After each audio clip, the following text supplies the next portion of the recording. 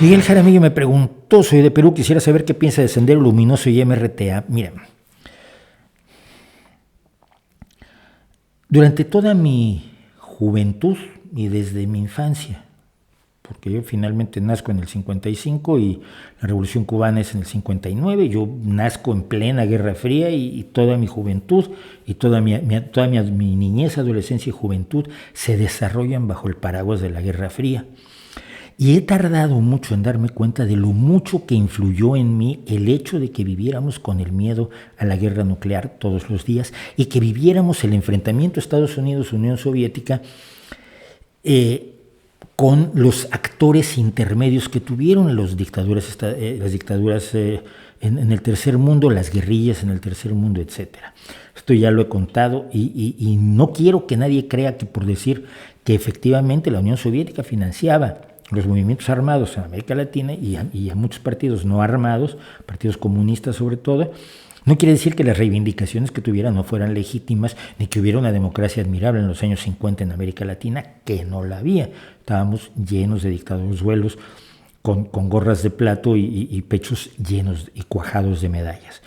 Pero evidentemente estas contradicciones reales que existían en los países del tercer mundo fueron aprovechadas por la Unión Soviética para apoyarlos y tratar de llevar agua a su molino y tratar de instaurar regímenes que le fueran fieles a la Unión Soviética y que fueran marxistas leninistas en la expresión propia de la Unión Soviética, y los Estados Unidos pues, financiaron golpes de Estado aterradores donde pretendían, en su teoría extraña, salvar a la democracia, pero lo que hicieron fue imponer verdaderos regímenes aterradores, torturadores, asesinos que despreciaban la vida y que despreciaban a los ciudadanos, y que de paso, y esto lo he dicho muchas veces, se cargaban a todos los demócratas y a toda la gente medianamente liberal, incluso, sobre pretexto de su lucha contra el comunismo. Entonces, eso era la Guerra Fría, pero no sabíamos, no lo entendíamos como la Guerra Fría, y lo vivimos.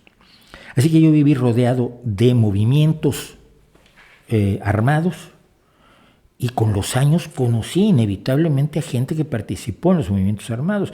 Cuando el golpe de Estado en Argentina, muchos de los argentinos que fueron a México y algunos que han sido amigos míos, pues eran parte de la guerrilla de Montoneros o de otros grupos guerrilleros. Muchas personas refugiadas por distintos casos en México, sobre todo intelectuales, poetas, escritores, periodistas, pintores, etcétera, militaban de una u otra manera en grupos armados, y nadie cuestionaba el levantamiento armado, el uso de las armas como forma de alcanzar el poder para instaurar un paraíso socialista, un paraíso comunista, para diferenciarlo de lo que hoy llamamos socialismo, que es muy distinto al socialismo marxista, ¿no? Y yo tardé menos que muchos otros en rechazar abiertamente la lucha armada como forma de lucha política. ¿Qué es lo que pasa? Si tenemos una perspectiva histórica, vemos que las revoluciones nunca salen como se anuncia en el folleto publicitario.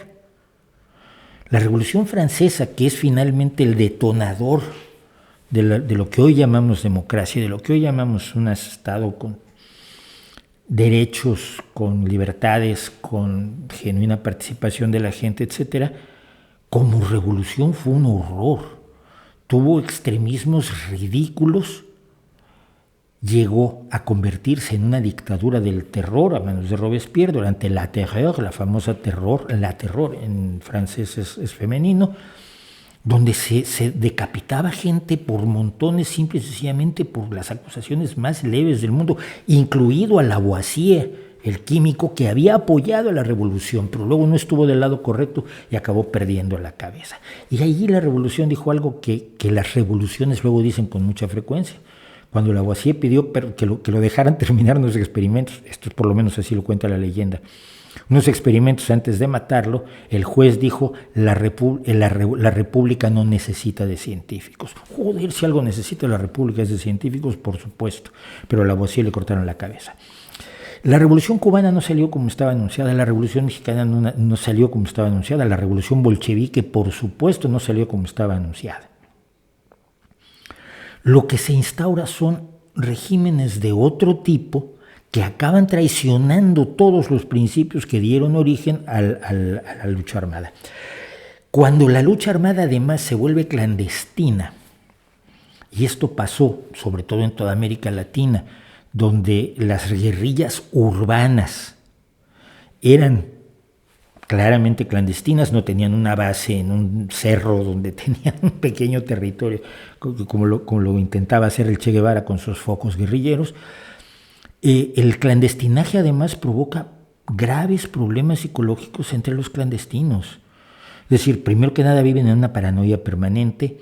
Segundo, se vuelven terriblemente, muchísimo más doctrinarios y dogmáticos respecto de los principios que dieron origen a su lucha y pierden el respeto por la vida. Y esto se ha visto en todos los grupos.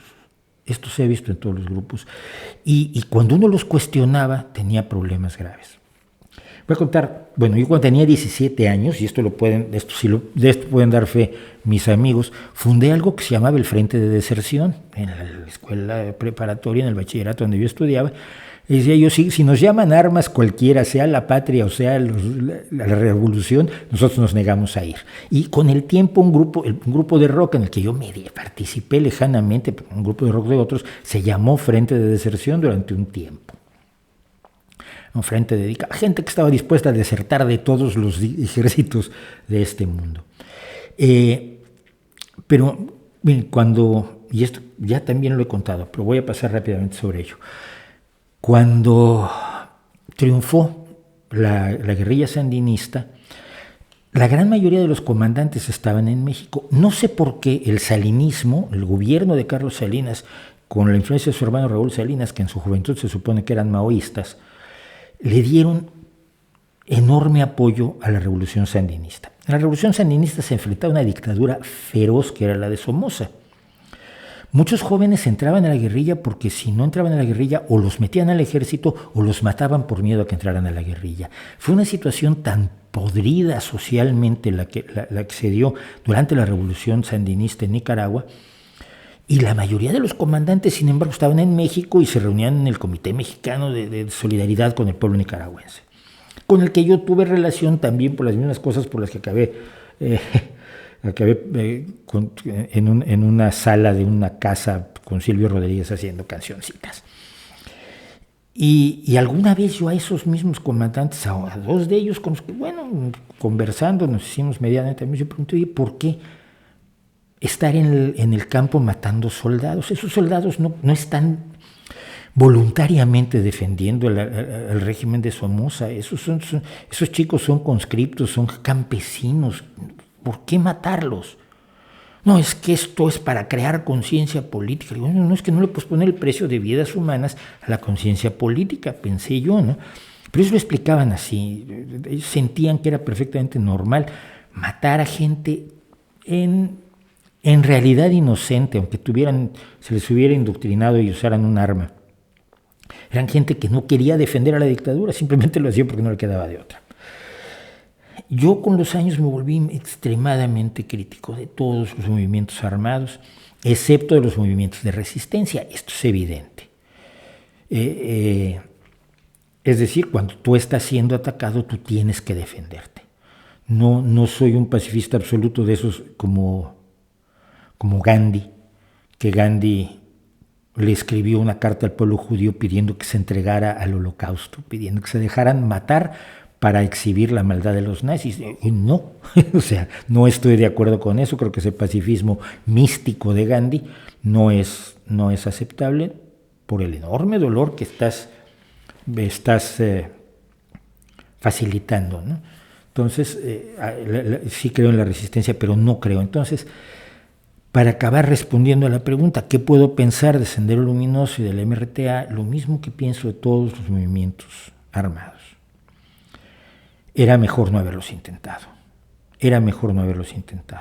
Yo no sé si democráticamente Nicaragua podría haber salido del somocismo sin la cantidad de muertos que dejó el somocismo y si no tendría una democracia más consolidada que la que tiene hoy, donde Daniel Ortega, que era el líder del gobierno de la revolución sandinista, es un sátrapa de cuarta categoría que está torturando gente como la torturaba Somoza y que está aferrándose al poder como se aferró la familia Somoza y que se ha corrompido hasta la médula como se corrompió la familia Somoza.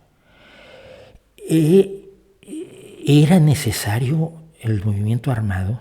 ¿Era necesario el dolor, la sangre, el desgarramiento de un país que se divide en dos, que se parte en dos y que es muy difícil cerrar esas heridas?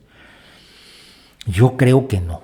Y entonces lo que siempre he pensado de esas organizaciones es que no deberían existir y me opongo a cualquier movimiento armado. ETA es otro caso en España, junto con el Grapo y algunos otros grupos, porque en todo el mundo hubo estos grupos y en todo el mundo pasó exactamente lo mismo. Al final su desprecio a la vida y su dogmatismo y su paranoia pudrieron todo lo que de noble podría haber tenido la idea original de me voy a levantar en armas para redimir a mi pueblo. No estoy de acuerdo con ellos. Hola, soy Mauricio José Schwartz, gracias por su visita. Para disfrutar más videos del Rey va desnudo y cosas que sabemos como estos, y para estar informado de nuestros estrenos y nuestros streamings, no olvide suscribirse y activar las notificaciones.